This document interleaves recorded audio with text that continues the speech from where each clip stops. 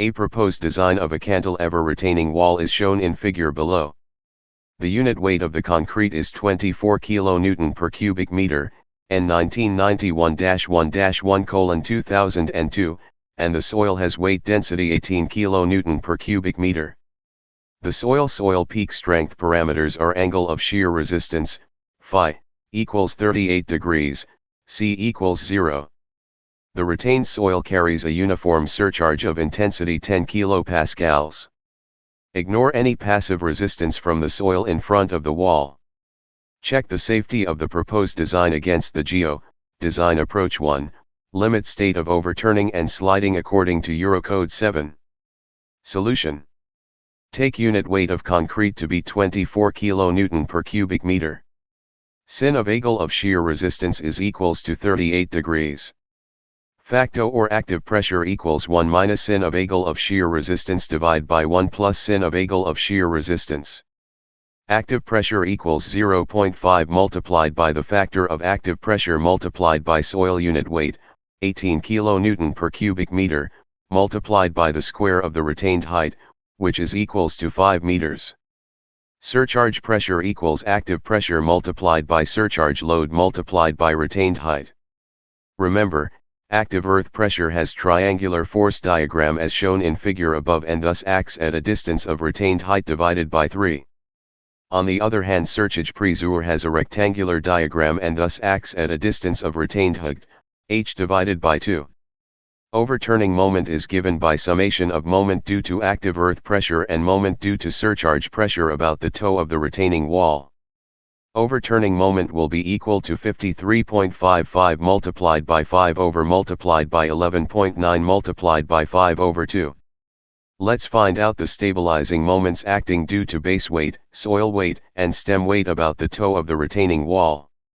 Moment due to base equals to unit weight of concrete, 24 kN per cubic meter, multiplied by area of the base, 3 times 0.4, multiplied by distance of the center of the base from the toe of the retaining wall, that is horizontal distance from toe to center of the base, which is 1.5 meters. This gives 43.2 kN meters. Moment due to stem equals to unit weight of concrete, 24 kN per cubic meter, multiplied by area of the stem, 0.4 times 4.6, multiplied by distance of the center of the base from the toe of the retaining wall, that is horizontal distance from toe to center of the base, which is length of toe, 0.5, plus half of 0.4 meters, which is 0.7 meter. This gives 30.9 kN meters. Moment due to soil on heel of retaining wall equals to unit weight of soil, 18 kN per cubic meter, multiplied by area of the soil, 4.6 times 2.1 meters, multiplied by distance of the center of the soil from the toe of the retaining wall, that is horizontal distance from toe to center of the base, which is given by length of toe, 0.5, plus width of stem, that is 0.4 meters, plus half of 2.1 meters, which give a total of 1.95 meter. This gives 339.1 kN meters. Total resisting moment is equal to summation of stabilizing moments, that is 43.2 plus 30.9 plus 339.1 kN meter. Factor of safety against sliding equals total resisting moment divided by overturning moment equals 413 divided by 119, which gives the factor of safety against overturning to be of 3.47. Let's find position X, which is the position of stabilizing force due to ground bearing pressure. Position X is given by the difference of stabilizing moments and destabilizing moments divided by sum of vertical forces. Vertical force is due to base is equal to unit weight of concrete multiplied by area of base, that is 3 times 0.4, which gives 28.8 kN. Do the same for stem and soil to get 44.2 and 173.9 kN respectively. Therefore, total vertical forces is equal to 28.8 plus 44.2 plus 173.9, which equals 246.9 kN. Difference of stabilizing moments and destabilizing moments is equals to 413.2 minus 119.1 whole psi gives 294.1 kN meter. 294.1 divided by 246.9 gives 1.19 meters. Considering that 1.19 meters is within the middle third of the base length, i.e. 3 meters, eccentricity of vertical force is given by half of the length of base minus 1.19, which is equals to 3 over 2 minus 1.19, which gives 0.31 meters. Maximum bearing pressure equals sum of vertical forces divided by base length multiplied by 1 plus 6 multiplied by eccentricity of vertical forces divided by length of the base of the retaining wall. Therefore, maximum bearing pressure is equals to 133 kilopascals. Remember, the safety bearing capacity of the soil was provided as 250 kilopascals. Factor of safety against bearing pressure is equals to 250 divided by 133, which gives 1.88. Let's do the same horizontal forces to find factor of safety against sliding. Total horizontal forces is the sum of passive pressure due to soil and surcharge pressure, which is equals to 55 plus 11.9, which gives 65 kN. Diason resistance is given by a product of total vertical forces and tan of phi, which is 38 degrees, which gives 192.9 kN. Factor of safety against sliding is equals to design resistance divided by destabilizing horizontal forces, which is 192.9 divided by 65.5, which equals 2.95. The EQU, GEO and STR limit states are the most likely ones to be considered for routine design. Furthermore, in the design of retaining walls and foundations, it is likely that limit state GEO will be the prevalent state for determining the size of the structural elements. When checking the GEO and STR limit state requirements, one of three design approaches is used: Design Approach 1, Design Approach 2, or Design Approach 3. This choice of three approaches reflects the Europe-wide adoption of the standard and offers designers in different nations an approach most relevant to their needs. Design Approach 1 is the most likely method to be adopted in the UK. As mentioned earlier, the choice of partial factors to be used is dependent on the design approach being followed, for the GEO and STR limit states. For each design approach, a different combination of partial factor sets is used to verify the limit state.